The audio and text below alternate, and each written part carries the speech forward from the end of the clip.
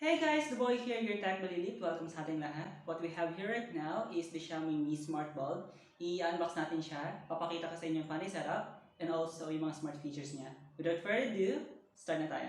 Packaging ng bulb guys. Sa harap, Philips logo since collaboration siya between Philips and Xiaomi. Yung picture ng smart bulb itself. Sa baba naman yung Xiaomi logo and works with Alexa and Google Assistant since you can control this bulb using voice commands. Left side, right side, top, malinis. Sa likod is yung complete specs. Sa baba. So, buksan na natin yung packaging guys. Ito yung user manual. And yung bulb itself. First impression guys, sobrang gaan. And nandun yung premium feel ng build quality. Sa taas, plastic. Yung body is metal, color white. Sa harap is yung Philips logo. Sa likod is Xiaomi. And yung E27 screwing tip. Next, I'll show you how to set this one up using Mi Home app. So, na-install ko na guys yung smart bulb sa aking kusina. Next step, para ma-set up natin yung device, is to download and install yung Mi Home app sa Google Play Store if you're using an Android device or App Store if you're using an iOS device. So let's just search for the Mi Home app here. And since installed na siya sa phone ko guys, let's just tap open.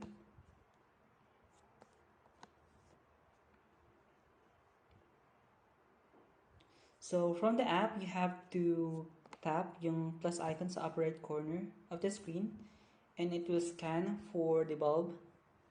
Let's just wait for it guys.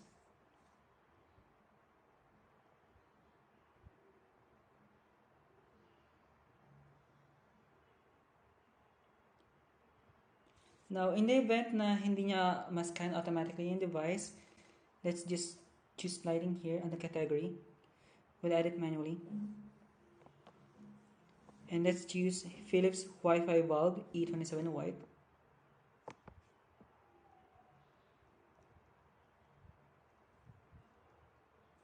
Tap natin itong operation confirmed. Hit next. Next. So it will start setting up the smart bulb.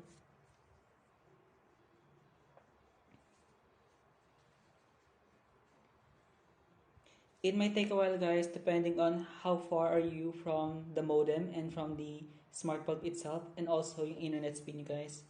So far right now medyo mabagal yung internet speed sa bahay. So let's patiently wait for it.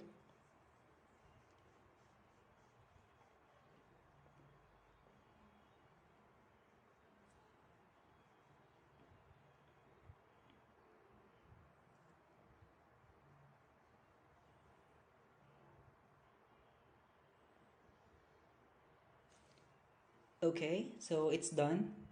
Next step is select natin kung saan located yung smart bulb.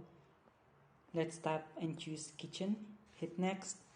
And we have to rename the device. You can keep the default name as it is, but since I have a lot of smart lights at home, I'll rename it to kitchen light.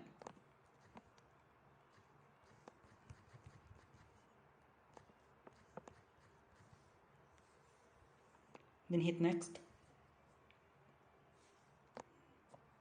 Let's get started. And we're done setting up guys yung smart bulb. Now, from here, you can control the smart bulb by tapping the bulb icon. So far, nakabukas siya guys. In order to turn it off, tap lang natin. Para buksan, same thing. Tap. Now let's head on to timer. So from this session guys, you can schedule until when automatically magpa-power off yung smart bulb. Cancel natin siya for now. Let's go back to dimmer. Now you can decrease yung brightness ng bulb. Swipe down lang. Pinaka-lowest setting niya is 1%. To increase, swipe up lang guys.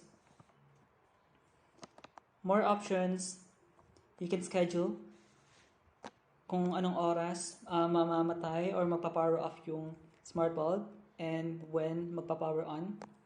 So let's just say schedule on time.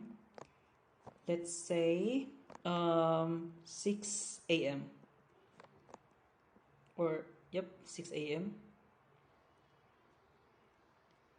there.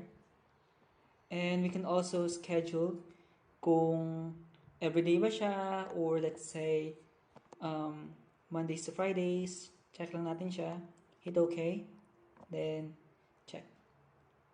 There you go. For now, let's delete it.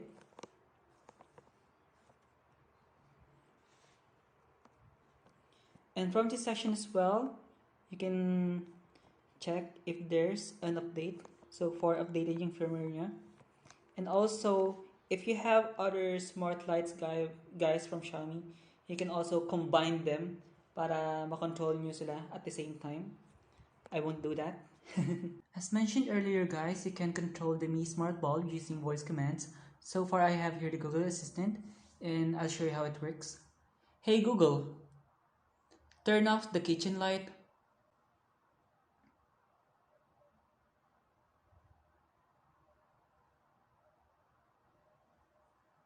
Okay, turning off kitchen light.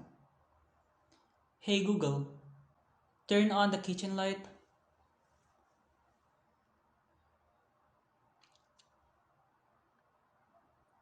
Alright, turning kitchen light on. Hey Google, reduce kitchen light brightness to 10%.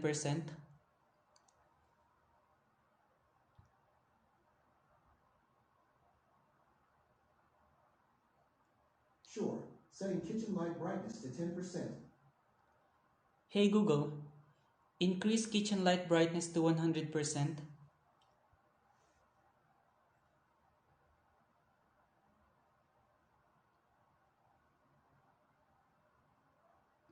Got it. Setting kitchen light brightness to 100%. Smart bulb guys retails for 449 pesos here in the Philippines. You can get one yourself sa physical stores nila and also online through Shopee and Lazada. For the price guys, it's really worth it. Yung feature wherein you can control the bulb using the app and you can also do that remotely as long as may internet connection yung phone ninyo. Yung capability din na makontrol yung bulb using voice controls if you have Alexa or Google Assistant at home and yung build quality niya guys. Do take note though na warm light version siya and I'm really looking forward na mag-release si Xiaomi ng cold white version here in the Philippines. Again guys, thank you so much for watching. The boy here, your Techbulilit, and I'll see you on the next one.